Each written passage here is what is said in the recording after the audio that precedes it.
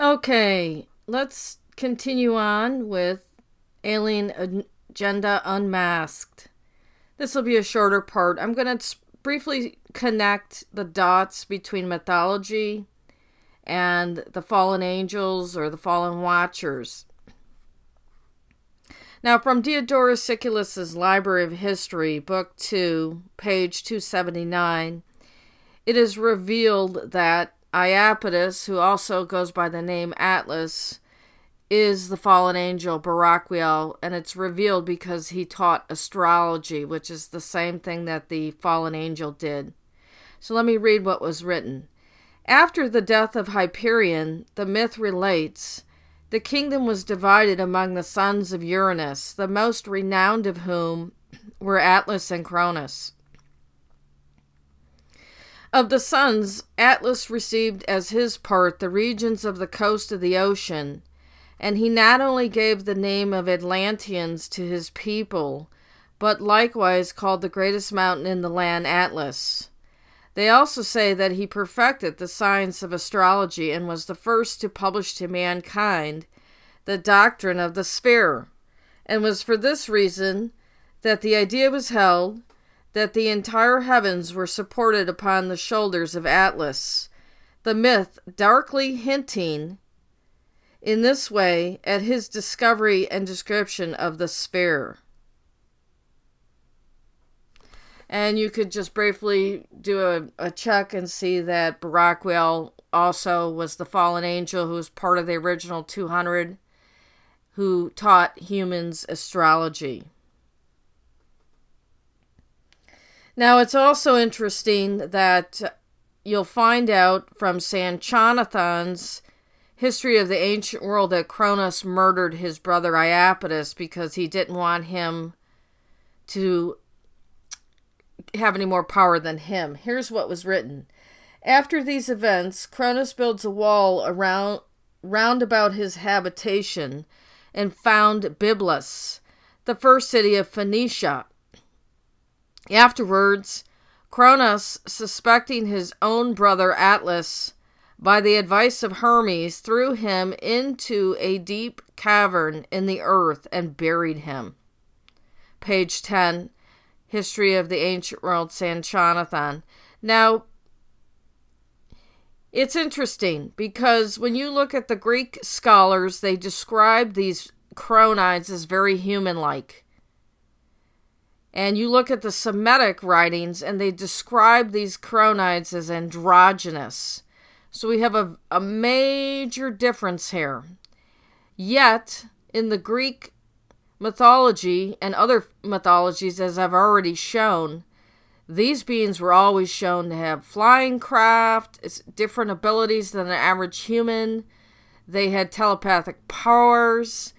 They always, as I said in a previous part of the series, were abducting human women and impregnating them, but never really any kind of full description of sexuality with an actual sexual act with humans.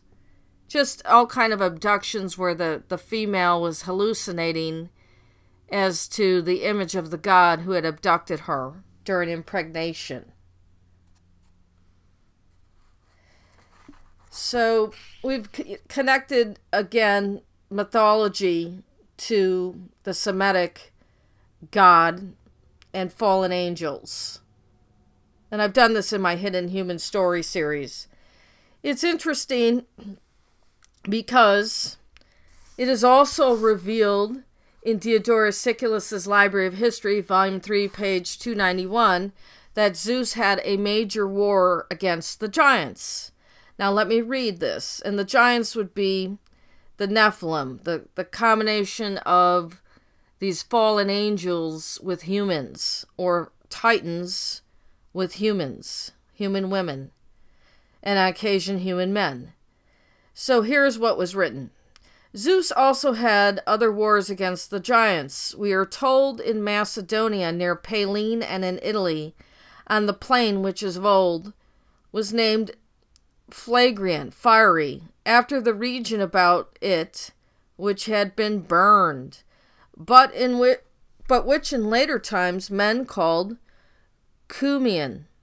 Now the giants were punished by Zeus because they had treated the rest of mankind in a lawless fashion, and confiding in their bodily superiority and strength, had enslaved their neighbors, and because they were also disobeying the rules of justice, which he was laying down, and were raising up war against those whom all mankind considered to be gods, because of the benefactions they were conferring upon men generally. Zeus, then we are told, not only totally eradicated the impious and evildoers from among mankind, but he also distributed honors, as they were merited, among the noblest of the gods and heroes and men.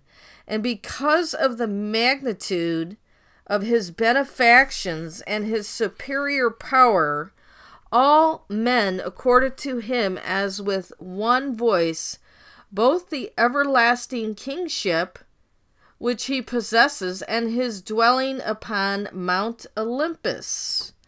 Now, I've told you in my work before that in the book of Enoch, it's revealed that the Nephilim did the same thing as just described here. They were enslaving humans. They were, in fact, eating humans when the food ran out, and they're just abusing them right and left.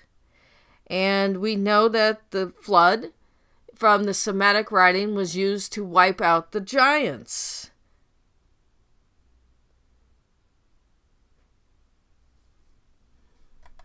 It is also revealed in the Old Testament pseudepigrapha in the second book of Baruch the number of giants that were killed in the flood. This is what's written. And the angel said, rightly you ask, when God caused the flood over the earth and destroyed all flesh, and 409,000 giants, and the water rose over the heights 15 cubits, the water entered paradise and killed every flower, but it removed the spring of the vine completely and brought it outside. Now, this was in the Old Testament pseudepigrapha, volume 1, page 667, Baruch 2, translated by James H. Charlesworth. So there were giants, and almost 500,000 of them were exterminated by this global catastrophe. There were some left, but as I just read in the previous passage, they were being killed off right and left, and men and heroes and gods were given honors to do so because these giants were just abusing the heck out of humans. It's interesting, too, in the previous passage from Diodorus Siculus, there's a distinction: gods, heroes, and men. These gods were said to be androgynous and powerful and had flying craft and would come and go. The heroes is another reference to something in the Bible, and it would be equivalent to a demigod. So that is also a Nephilim, but it was a good Nephilim. It was almost what you would call your pharaohs and your kings that were righteous, whereas the other evil combination was just simply evil Nephilim from the fallen watchers, an evil seed, and then men. And in the Bible, in Genesis 6:1-4, it pretty much states that is what had happened. Now, in my version of the Bible, from Genesis 6:1-4, I have, when people began to multiply on the face of the ground, and daughters were born to them, the sons of God saw that they were fair, and they took for themselves of all that they chose. Then the Lord said, my spirit shall not abide in mortals forever, for they are flesh. Their days shall be 120 years. The Nephilim were on earth in those days, when the sons of God had went unto the daughters of man, who bore them children. They were the heroes of old, the warriors of renown. So here you go. You know, there is a distinction between evil Nephilim and good Nephilim. But the heroes of old were Nephilim. And this would be your pharaohs and your kings and your queens and your just unbelievably talented warriors of renown. It wasn't the average human. Yet the average human could have honors bestowed upon them if they followed these rules of Zeus and were just and righteous.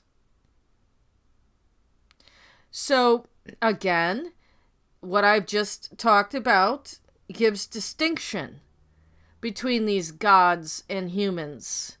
And the offspring were Nephilim, and some were good and some were bad, and the bad ones had to be wiped out.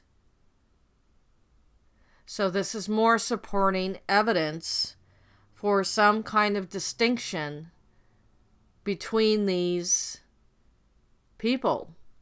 Now, the question is, was there something different about these white gods and goddesses? Were they,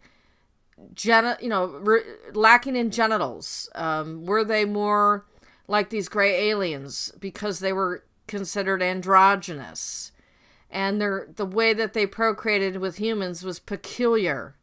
It wasn't seduction and normal sexual intercourse. There was always an abduction and a hallucination during impregnation. So we need to keep moving on, looking at other clues.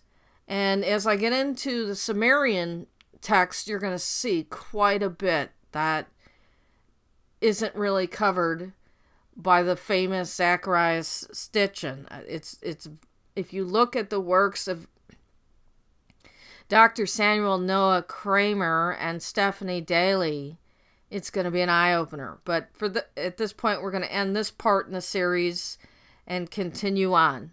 Thank you.